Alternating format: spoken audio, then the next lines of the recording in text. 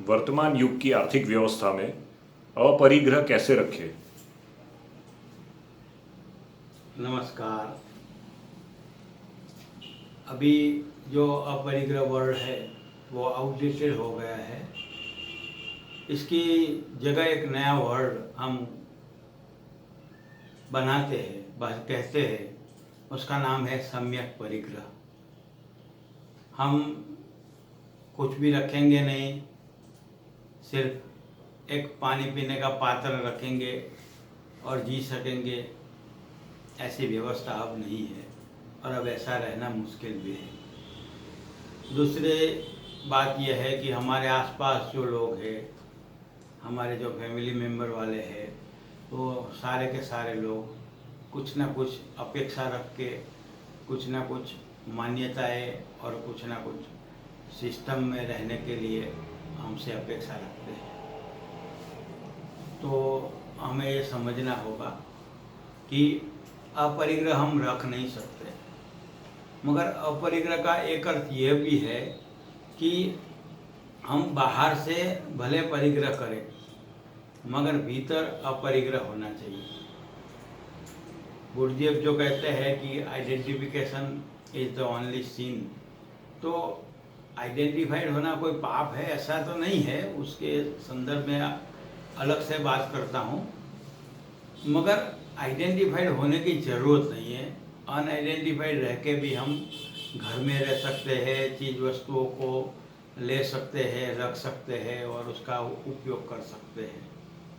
तो हमें सम्यक परिग्रह समझना होगा और जो भी चीज़, घर या जो भी प्रॉपर्टी, पैसा जो भी है, उसका सम्यक उपयोग कैसे कर सके, उसे सम्यक तरह से परिग्रह कैसे कर सके, उसके बारे में आपको मैं बताना चाहूँगा। और एक बात और भी समझने जैसी है कि लाओ त्से के पास एक केस आया चोरी का।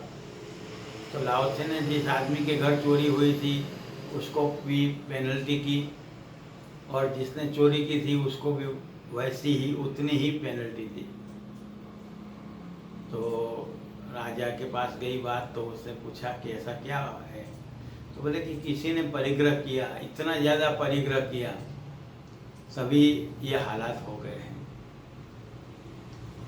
तो किसी के पास ज़्यादा परिग्रह हो जाता है तभी किसी को चोरी करने का मन होता है।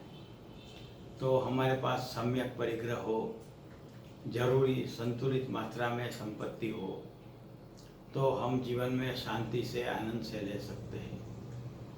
इसलिए लाओ त्से ने ये बात की। इसके बाद ओशो ने कहा कि तुम धनिक हो तो धन के प्रति समझ बढ़ेगी। सिर्फ धनिक होने से समझ नहीं बढ़ती है, समझ बढ़ेगी तो धन में अटैचमेंट छूटता जाएगा और तुम्हारे पास जो जो बात होगी, जो जो परिस्थिति आएगी, तो धन के प्रति अटैचमेंट छूट जाएगा, तो जीवन में शांति आएगी।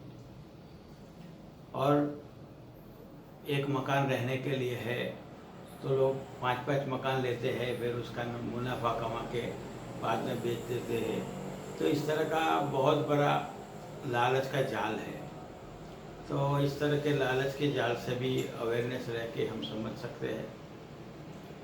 और एक बात आपको बता दूं कि आज के समय में जैसे कि एक आदमी है, फैमिली लेके बैठा है, तो उसके पास एक घर होना चाहिए, अच्छी खासी नौकरी या तो बिजनेस होना चाहिए, बच्चों की पढ़ाई का खर्च, मेडिकल खर्च, और ये कोरोना जैसी महामारी आए तो अचानक कोई खर्च ज़्यादा हो जाए तो उसके लिए भी व्यवस्था हो सके, इतनी इनकम चाहिए। तो हमें ये समझना है कि हमें सम्यक रूप से हर एक फैमिली में कम से कम 5 लाख रुपया हो तो ठीक से काम हो सकेगा। प्रॉपर्टी भी चाहिए, मगर इससे ज़्यादा पैसे इकट्ठा करके हमें टेंशन ही पालना है, चिंता ही इकट्ठी करनी है, और बचत का मैनेजमेंट हमें थका डालता है। तो इस तरह से हमें समझना है कि जो भी संपत्तियाँ है उसका हम एक सम्यक रूप से उपयोग करें, और उसके लिए 3 स्टेप करते जाए तो धीरे धीरे धीरे आपके भीतर की वृत्तियों का जो संग्रह करने का भाव है, भीतर एक ही वृत्ति है संग्रह करने की, उससे हमें मुक्ति मिलेगी। और चीज़ वस्तु छोड़ने नहीं है, चीज़ वस्तु प्रॉपर्टी वो सब के प्रति जो मोह है उसे छोड़ना है। तो हमें इस तरह से समझना होगा कि हमारे भीतर जो हो रहा है संग्रह की वृत्ति का भाव, उस भाव को विसर्जित करना है। उस भाव को विसर्जित करने के लिए एक ही उपाय है, ध्यान और अटैचमेंट का छूट जाना। ध्यान और योग ओशो ने जो बताई है वो ध्यान की विद्या और विपश्यना मेडिटेशन, और भगवान बुद्ध ने, महर्षि पतंजलि ने जो बताई है सिस्टम श्वास के ऊपर की, उसमें से तवरिया जी ने आधुनिक सिस्टम बनाई है, उसको 3 स्टेप रिदमिक ब्रीदिंग कहते हैं। तो 3 स्टेप रिदमिक ब्रीदिंग आपकी अगर चलेगी, अगर वो बात समझ में आएगी, तो आपको नेचुरल परिग्रह हो जाएगा। यानी जरूरी जितना है उतना ही परिग्रह हो जाएगा। फिर सम्यक परिग्रह पे आ जाओगे और इतना से ज़्यादा इकट्ठा करने की वृत्ति नहीं रहेगी। आज हालात ये है कि कुछ लोग अब जो करोड़ोंपति है और कुछ लोग के पास खाने के पैसे नहीं है। तो एक और खाने के लिए जो मजबूर है, ऐसे गरीब, लाचार और प्रॉब्लम में जी रहे लोग हैं, जिनकी संख्या बढ़ती जाती है। तो इतना संपत्ति, इतनी मिलकत इकट्ठा करने का कोई मतलब नहीं कि लोगों को चोरी करने का मन हो जाए। एक सम्यक तरह से, सम्यक रूप से उसे इकट्ठा करो और बाकी उस पैसे को आप एनजीओ में लगा दो, या कोई अपनी आपको जो अच्छी लगे ऐसी कोई संस्था हो उसमें दे दो, डोनेट करो, या अपने हाथ से खुद डोनेट करो। दोनों शक्य है। तो आपको जैसे ठीक लगे वैसे आप कोशिश कर सकते हैं।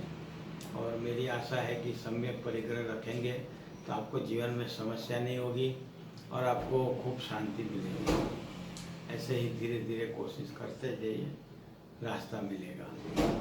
नमस्कार, धन्यवाद।